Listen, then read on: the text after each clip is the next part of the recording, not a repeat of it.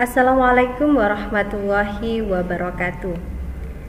Jumpa lagi bersama Ustazah Uswah dalam pelajaran Bahasa Indonesia. Anak-anak, bagaimana kabar kalian? Semoga selalu sehat dan tetap semangat.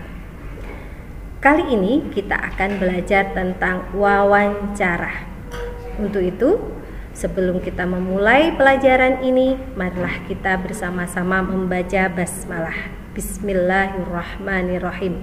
Semoga ke depan kita diberikan kemudahan dalam menuntut ilmu dan mendapatkan ilmu yang bermanfaat. Nah, tujuan dari pembelajaran kali ini yang pertama adalah mampu memahami teks wawancara dengan baik dan benar. Tujuan yang kedua, mampu membuat teks wawancara dengan baik. Dari dua tujuan itu kita pahami terlebih dahulu tentang apa itu wawancara. Pengertian dari wawancara adalah percakapan antara dua orang atau lebih antara narasumber dan pewawancara. Ustazah ulangi lagi. Pengertian dari wawancara adalah percakapan antara dua orang atau lebih antara narasumber dan pewawancara. Apa yang dimaksud dengan narasumber? Narasumber adalah orang yang memberikan informasi atau berita.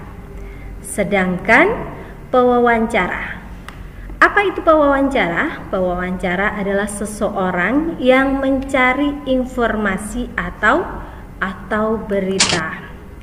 Tujuan dari wawancara yang pertama adalah menggali atau mendapatkan informasi atau berita yang nyata dan benar.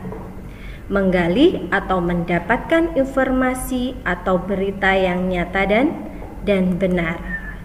Sedangkan dalam pembuatan teks wawancara yang sangat perlu kalian perhatikan adalah tanda baca titik dua. Di sini coba kalian perhatikan penggunaan tanda baca titik dua.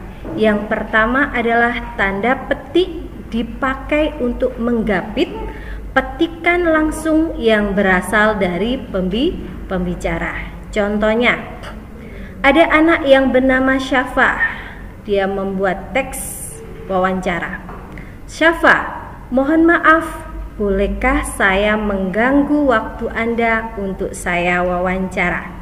Nah, ini adalah contoh penggunaan tanda petik dipakai untuk menggapit petikan langsung yang berasal dari pembicara.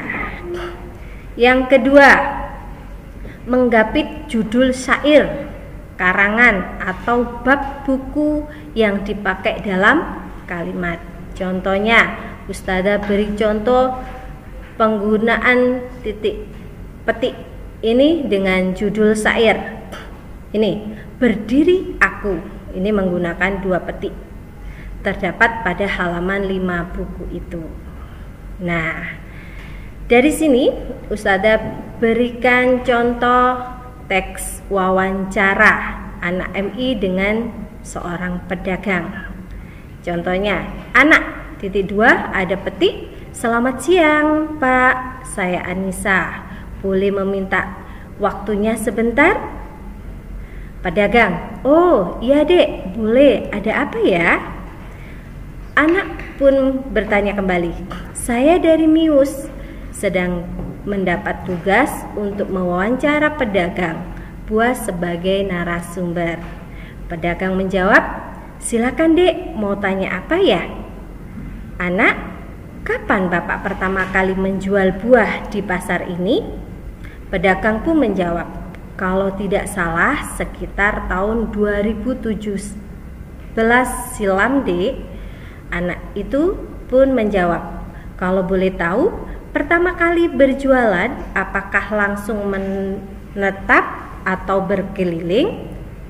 Nah, ini adalah contoh kutipan teks wawancara. Ustazah yakin anak-anak bisa memahami dan membuat teks wawancara dengan mudah. Selamat belajar, pantang mundur. Kesimpulan dari pembelajaran kali ini, yang pertama adalah wawancara dapat dilakukan oleh siapa saja.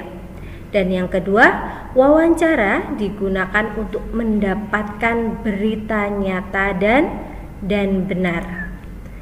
Ada kutipan, sabar bukan berarti tinggal diam tanpa usaha. Maka silakan anak-anak mempelajari dengan seksama. Akhirnya dari Ustazah, Assalamualaikum warahmatullahi wabarakatuh.